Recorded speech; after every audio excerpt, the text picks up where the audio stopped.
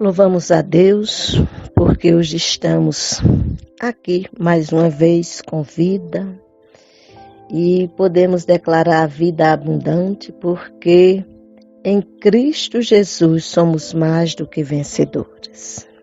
Estamos no início de uma nova semana e nesta nova semana estamos celebrando a ressurreição de Cristo. Entretanto, para celebrarmos a ressurreição de Cristo, vários acontecimentos se deram do domingo anterior até hoje. Louvado seja Deus, porque hoje estamos aqui para celebrarmos a ressurreição de Cristo, que é descrito tanto em João no capítulo 20, os versos de 1 a 10, como é descrito em Mateus 28, de 1 a 10, como é descrito em Marcos 16, de 1 a 8, e em Lucas 24, de 1 a 12. Para falarmos da ressurreição de Jesus, é interessante trazer à memória de todos nós, os servos de Deus, ou de toda criatura, porque a palavra nos ensina que todo ser que respira, louve ao Senhor. Então, se independente de você se declarar cristão ou não, a palavra de Deus, lá no Salmo 150, nos diz que todo ser que respira, louve ao Senhor. E louvar ao Senhor por este fato memorável, fato que faz diferença em toda a história da humanidade. É sublime relatar ou trazer à memória os acontecimentos da última semana, ou seja, os principais acontecimentos da última semana de Jesus, no domingo anterior ao domingo da ressurreição. Quais foram os fatos acontecidos? No domingo, uma multidão recepciona Jesus na entrada de Jerusalém, o qual é chamado Domingo de Ramos. E você pode ler o texto que se encontra em Mateus, no capítulo 21, os versos de 1 a 11. Na segunda-feira, Jesus deixa os líderes religiosos furiosos ao expulsar comerciantes do templo. Você vai encontrar no capítulo 21 de Mateus, os versos de 12 a 46. Na terça, Jesus confronta a hipocrisia dos líderes judeus. Aí você vai ler os capítulos do capítulo 23 ao capítulo 25 de Mateus. Na quarta-feira, Judas aceita suborno para trair Jesus, que se encontra no capítulo 26, nos versos de 14 a 16. Na quinta-feira, a última ceia celebrada. Judas traz Jesus, Pedro nega Cristo. Onde eu encontro esse conteúdo, esse texto, essa descrição? Em Mateus, capítulo 26, os versos de 17 a 75. Na sexta-feira acontece o quê? Com Jesus. A crucificação de Jesus. Os chefes dos sacerdotes instigam o povo a gritar: crucifica. E você lê esse contexto no capítulo 27 de Mateus. Eu citei todo o livro de Mateus, em Mateus, para que você tivesse a sequência em um único evangelho, mas que você pode ler em todos os evangelhos. Em relação à sexta-feira, queremos destacar 4 momentos que são sublimes na história da pessoa de Jesus, aquele que morreu, mas que ressuscitou ao terceiro dia para que você e eu tivéssemos vida e vida em abundância. O que queremos falar a respeito da sexta-feira? Na sexta-feira, que é chamada Sexta-feira Santa, a qual nós celebramos na última sexta, às 8 horas da manhã, Pilatos condena Jesus à morte. Você lê isto nos versos 1 e 2 do capítulo 27 de Mateus, que diz assim. Também é um texto que você vai encontrar, como eu disse, que encontra-se nos 4 evangelhos. Você vai encontrar em Marcos 15, verso 1, Lucas 23, 1 e 2 e João 18, os versos de 28 a 32. Mas em Mateus o texto descreve: assim que amanheceu, todos os chefes dos sacerdotes e os líderes judeus fizeram os seus planos para conseguir que Jesus fosse morto.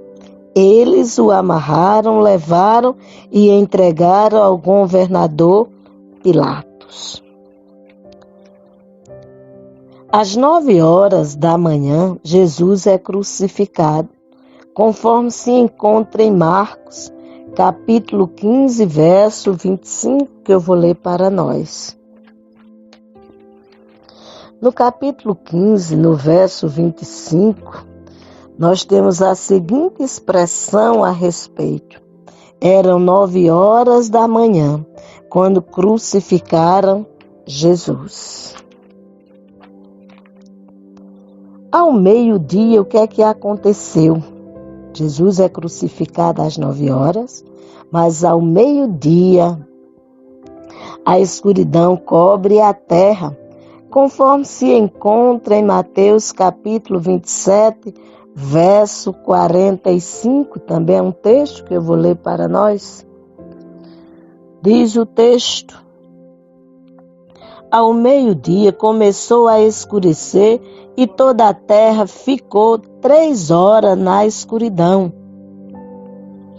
Às 3 horas da tarde, Jesus gritou bem alto: Eli, Eli, lama sabachthani. Essas palavras querem dizer: Deus, meu Deus, meu Deus. Ou em outra Bíblia diz assim: Deus, meu, por que me desamparaste ou por que me abandonaste? Esta é a expressão que você encontra, ou seja, às 3 horas da tarde, depois de 3 horas de escuridão da terra, Jesus faz essa declaração, conforme eu li. E às 6 da tarde, ou 18 horas, para nós, o corpo de Jesus é colocado em um túmulo, conforme se encontra em Mateus capítulo 27, os versos de 57 a 60. Diz o texto seguinte, olha, Mateus 27, 57 a 60. Já era quase noite quando chegou da cidade de Arimateia um homem rico chamado José. Ele também era seguidor de Jesus. José foi e pediu a Pilatos o corpo de Jesus, e Pilatos mandou que o entregasse a ele. Então José pegou o corpo, enrolou num lençol novo de linho e o colocou no seu próprio túmulo, que há pouco tempo havia sido cavado na rocha. Depois rolou uma grande pedra, para fechar a entrada do túmulo e foi embora. Isto foi o que aconteceu na sexta-feira. Nós fizemos um enfoque a respeito a partir do domingo de Ramos. Falamos o que aconteceu na segunda, na terça, na quarta, na quinta, e na sexta-feira se deu a crucificação de Jesus. Com relação ao sábado, nós enfatizamos que os judeus não faziam nada no sábado porque era o sábado do Senhor. Mas no domingo, o que é que acontece? Acontece exatamente a ressurreição de Jesus. Hoje nós comemoramos o domingo de Páscoa, ou seja, o domingo da ressurreição. Mas quando diz domingo de Páscoa, o domingo da ressurreição, o que seria Páscoa? A Páscoa fala do Calvário e da redenção mediante o sangue do Egito, tipo do mundo, de Faraó, tipo de Satanás, e de escravidão egípcia, tipo de pecado. A festa fala da nossa redenção do pecado pelo Cordeiro de Deus, conforme nós podemos ver em 1 Pedro, capítulo 1, verso 19, que vai discorrer sendo Cristo a nossa Páscoa, que também é descrito em 1 Coríntios, capítulo 5, verso 7. Leamos esses dois textos para em seguida fazermos a descrição do texto a respeito do que é a Páscoa, ou o que é esta celebração. Em 1 Pedro, capítulo 1, verso 19, nós temos, diz o texto, mas pelo precioso sangue como de cordeiro, sem defeito e sem mácula, o sangue de Cristo. Isso é o oferecimento do Senhor Jesus em o nosso favor, para que nós tivéssemos através dele, através da sua ação gloriosa, nós tivéssemos vida e vida em abundância. E ainda se referindo a este contexto, 1 Coríntios capítulo 5, verso 7. Vejamos o texto para que possamos compreender que o fato foi relatado não só pelos apóstolos Mateus e João, ou pelos evangelistas Lucas e Marcos, mas também foi relatado pelo apóstolo Pedro, como eu citei ainda há pouco, também foi enfocado ou citado pelo apóstolo Paulo, conforme nós vamos ler em 1 Coríntios, capítulo 5, verso 7. O texto nos diz o seguinte: lançai fora o velho fermento, para que sejais nova massa, como sois de fato sem fermento, pois também Cristo, nosso Cordeiro Pascual, foi imolado. Então, Cristo, o Cordeiro Pascual, foi imolado, para que nós nele tivéssemos vida e vida em abundância. Por isso, quando se chega o domingo, João descreveu da seguinte forma: no primeiro dia da semana, Maria Madalena foi ao sepulcro de madrugada, sendo ainda escuro, e viu que a pedra estava revolvida. Então, correu e foi ter com Simão Pedro e com o outro discípulo, a quem Jesus amava. Esse outro discípulo é João, e disse-lhes: tiraram do sepulcro o Senhor e não sabemos onde o puseram. Saiu, pois, Pedro e o outro discípulo e foram ao sepulcro. Ambos corriam juntos, mas o outro discípulo correu mais depressa do que Pedro e chegou primeiro ao sepulcro. E, abaixando-se, viu os lençóis de linho, todavia não entrou. Então Simão Pedro, seguindo-o, chegou e entrou no sepulcro. Ele também viu os lençóis e o lenço que estivera sobre a cabeça de Jesus, e que não estava com os lençóis, mas deixado num lugar à parte. Então entrou também o outro discípulo, que chegara primeiro ao sepulcro, e viu e creu, pois ainda não tinha compreendido a Escritura que era necessário ressuscitar ele dentre os mortos. Então, os versos de 1 a 9 descrevem exatamente o que encontraram no túmulo do Senhor Jesus quando foram lá no domingo. E voltaram os discípulos outra vez para casa, depois de terem entrado ali no túmulo e testemunhado que Jesus havia ressuscitado.